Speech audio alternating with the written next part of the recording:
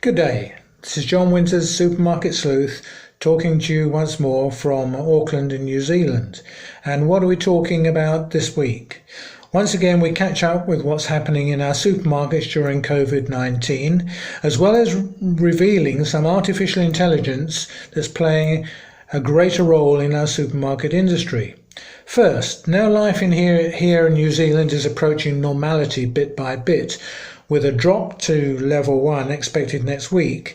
I switched back to try and do the norm as I have done in the past, and back to our normal location and normal studio.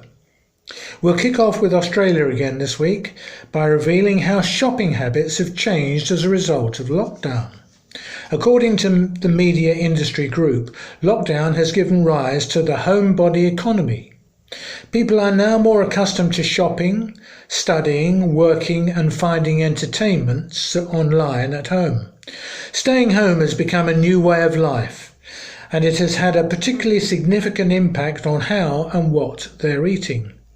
With more time at home, Australian consumers have an opportunity to reflect on their eating habits and find creative and resourceful ways to prepare and use their supplies, and brush up on their cooking skills so that ultimately nothing goes to waste. Over the months of March and April, we witnessed incredible scenes of shoppers rushing to pack their pandemic pantries, as they came to be known, with enough food staples and essential supplies to last a few months. As lockdown restrictions slowly start to lift over the next few weeks and months, brands, manufacturers and retailers will need to consider what the new normal looks like in eating trends, understanding how this differs and adapt accordingly.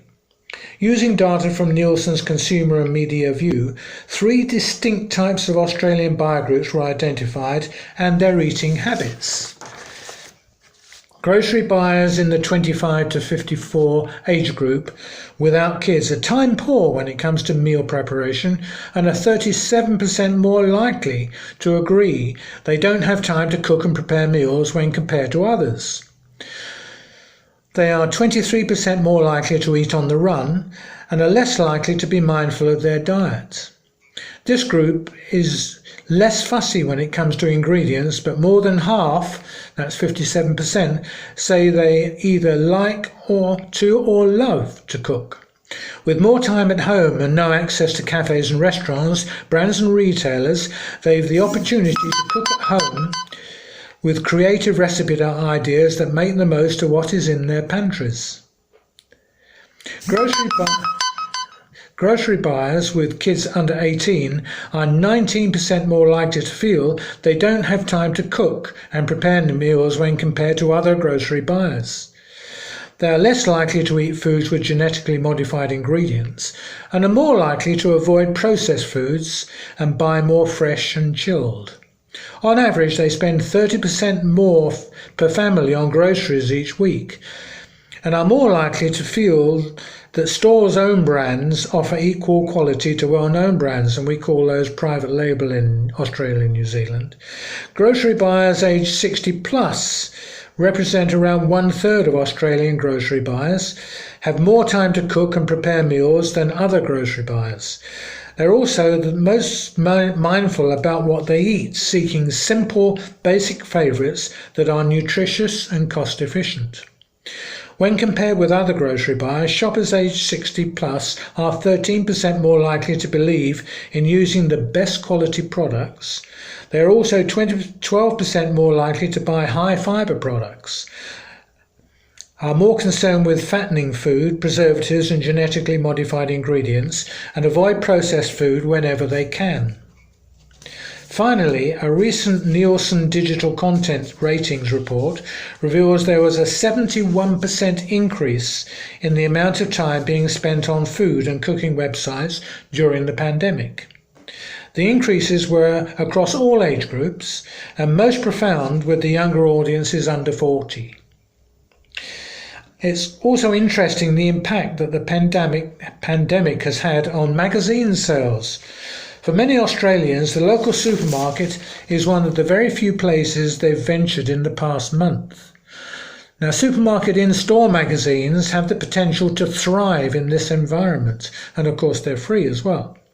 Already the two major supermarket magazines, that's Coles and Woolworths, are by far the most read magazines in Australia and collectively have a total of 6.7 million, or 35% of Australians reading their publications each month.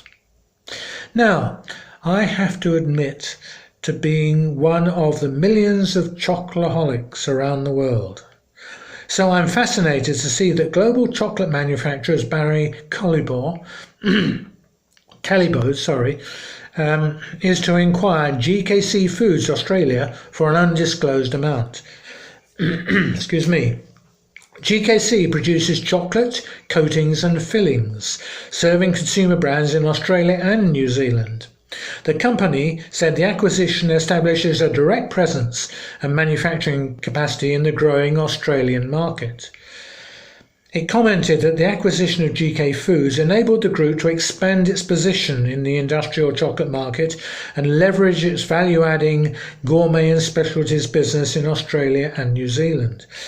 It seems that the two countries have an average chocolate consumption of approximately 5 kilos per capita, making it the highest per capita chocolate consumption in the Asia Pacific. I'm not surprised. In Australia, demand for chocolate has been on the rise, with the confectionery market growing above the global average. And interestingly enough, when I first came to New Zealand in 1999 and talking to chocolate manufacturers among the many other suppliers to supermarkets that I spoke to, I learned that, in New Zealand, it's milk chocolate that's the preferable to dark chocolate, and that was disappointing to me because I'm a dark chocolate fan. Well, gradually over the years that's changed, and nowadays dark chocolate is far more popular than it used to be. Now, GKC produces its products from a factory in Melbourne. The range includes organic and vegan chocolate for chocolate shops, gourmet delis, specialty food outlets and national retailers. Now, turning to the independent supermarkets, IGA is to launch its new national grocery delivery service, IGA Shop. The online store supplements the existing online offer of many independent family-owned IGA stores across Australia. The launch follows IGA's Priority Shop offering, a service that was introduced amidst the pandemic to provide local grocery deliveries for those in need. While IGA Priority Shop was only available to the elderly, vulnerable or isolated, IGA Shop is available to everyone in the community in hundreds of local areas across Australia. It's interesting how things starting as a result of the pandemic are having a positive knock-on effect that are likely to become permanent. Now, top Japanese brewer Asahi confronts a chilling business environment upon completing its acquisition of leading Australian group Carlton and United Breweries on Monday, as the pandemic saps sales in an already shifting market. The parent of the brewer of Japan's Superdry brand bought CUB and other assets from Anheuser-Busch InBev, the world's biggest brewer, for 16 million Australian dollars in a deal announced last summer. This makes Asahi the top beer company in Australia, growing to nearly 40% of the market from a mere 1% before the purchase. The Japanese buyer bet that beer consumption would rise given the country's immigrant-driven population growth, boosting operation profit that totaled $1.87 billion in 2019. But COVID-19 changed this game plan. Asahi's sales in lockdown Australia dropped 40% by volume on the month in April. British researcher Global Data predicts Australian beer sales will fall 13% this year and won't rebound to the 2019 level until at least 2023. Well, I suppose the reason for this drop is because the bars and the restaurants have been closed, and it's only been possible to buy beer from supermarkets or bottle stores. Supermarkets have to sell them in areas divided off from the main supermarket and a separate till. But with Pubs probably going to open again soon. I think their business will start to grow again. So either Asahi is faced with putting a lot of effort and money into promoting its brands or slimming down the operation. Now it will be, not only will it be brewing in Australia, but in New Zealand, as well as it bought independent breweries some years ago. Now, moving to the UK, but with a hint of Australia, Kylie Minogue has become the latest celebrity to launch their own wine brand. Kylie Minogue Rosé wine is being sold exclusively by Tesco. A Provence-style wine, it's a blend of 80% Carignan and 20% Cabernet Sauvignon from southern France.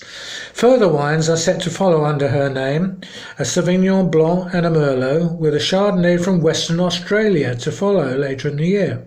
I thought she'd have to have some wine from home. Now, 3 examples of how AI is having an impact in our supermarkets. Shoppers in Milton Keynes. That's where I used to live before I came to New Zealand, and that's about 50 miles northwest of London, are being served by a small army of 80 or so delivery robots taking groceries to homes without needing human contact. Robot deliveries of groceries have thrived during the pandemic.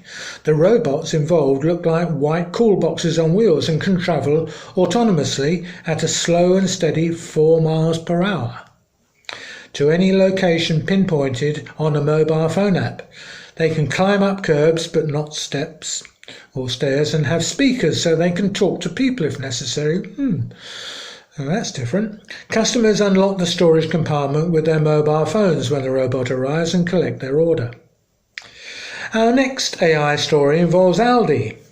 It started rolling out a new automated traffic light system at its entrances to control the number of shoppers going in and out of stores during the pandemic.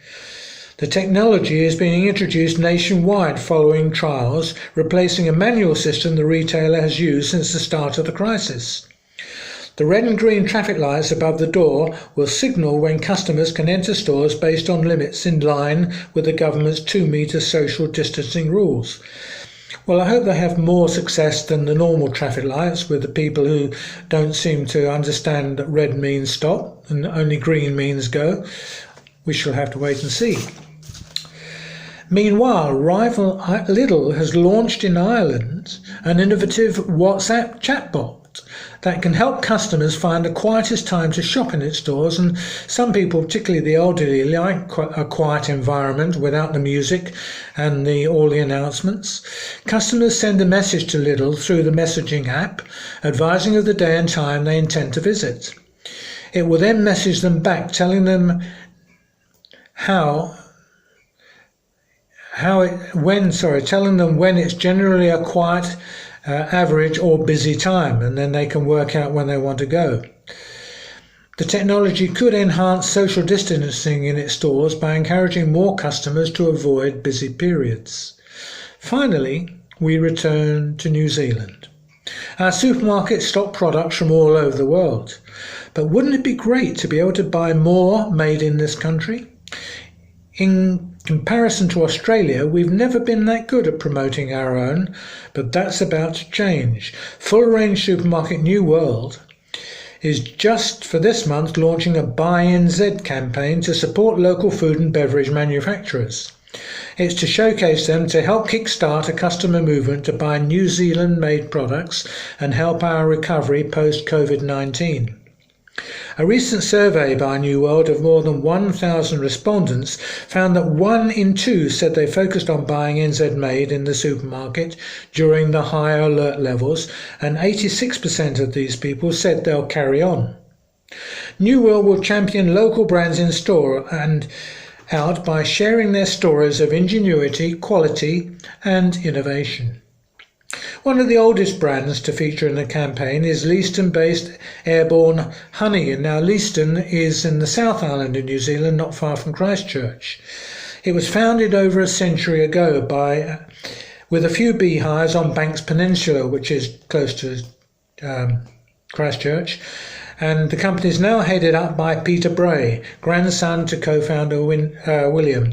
And Peter Bray is a stickler for purity with his brand, and also a few years ago he introduced a track and trace system that when you get the jar, on the jar it shows you exactly where the honey came from in New Zealand and all the information about it like that, and I think that's really good. I have to admit, yes, as well as being a chocoholic, I'm an airborne honey fan too.